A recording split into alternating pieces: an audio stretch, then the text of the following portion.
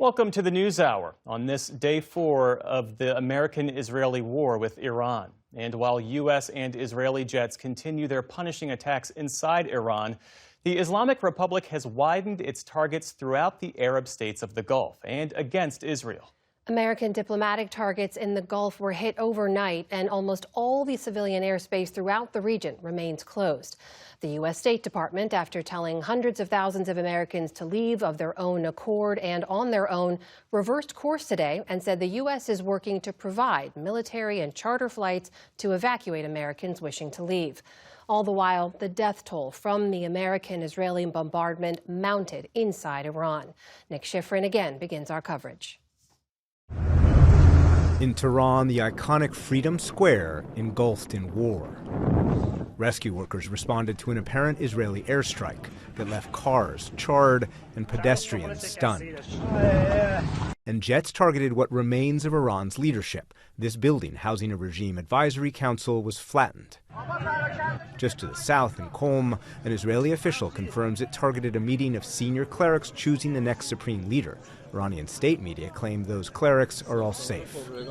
But tonight, Israel says it also struck what it called a, quote, secret nuclear headquarters, where Israel says Iran had shifted its nuclear infrastructure after it had been struck by the United States last summer.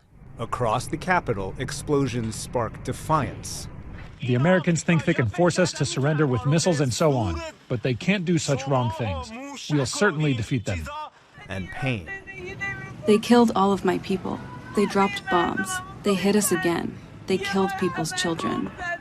Many children today were laid to rest, one with her backpack still on.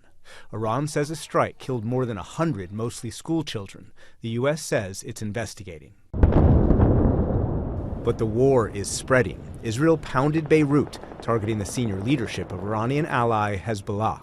Commercial airplanes are still taking off, even though one flew into the smoky sky.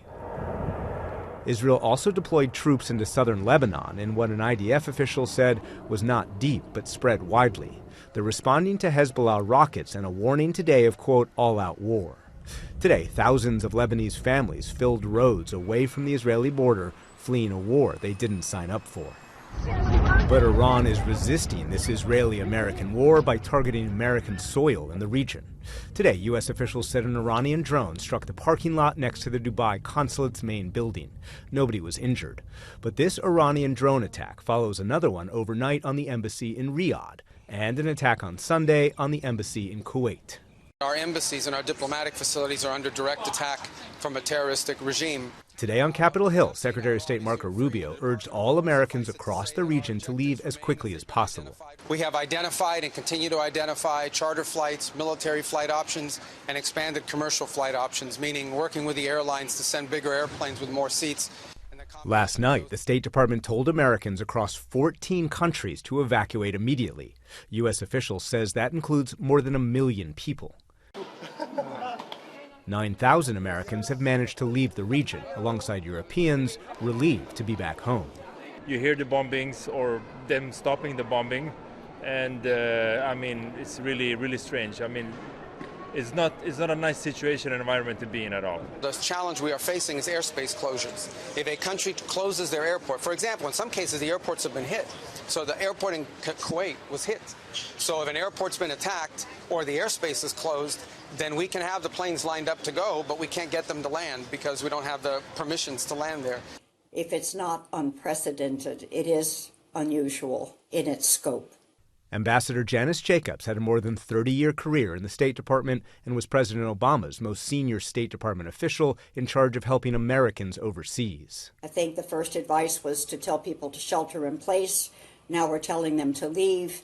It is a challenge, no question about it, because airports are closed, airspace is closed. Why wasn't there an evacuation plan, and will you send planes to get people out? Well, because it happened all very quickly. We thought, and I thought maybe more so than most, I could ask Marco, but I thought we were going to have a situation where we were going to be attacked. Today, President Trump tied the evacuations to his argument that he had no choice when to start the war. You see, we were having negotiations with these lunatics, and it was my opinion that they were going to attack first. They were going to attack if we didn't do it. they were going to attack first. I felt strongly about that.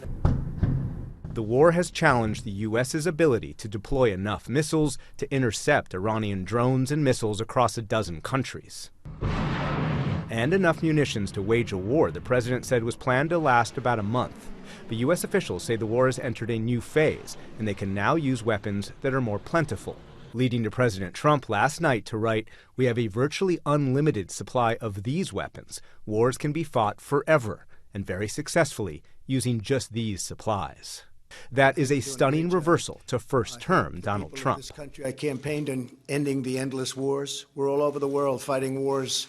Half the places, nobody even knows what they're doing over there. But really the plan is to get out of endless wars, to bring our soldiers back home, to not be policing agents all over the world. We will keep America out of foolish, stupid, ridiculous foreign wars. But the U.S. is warning tonight this foreign war will last as long as necessary.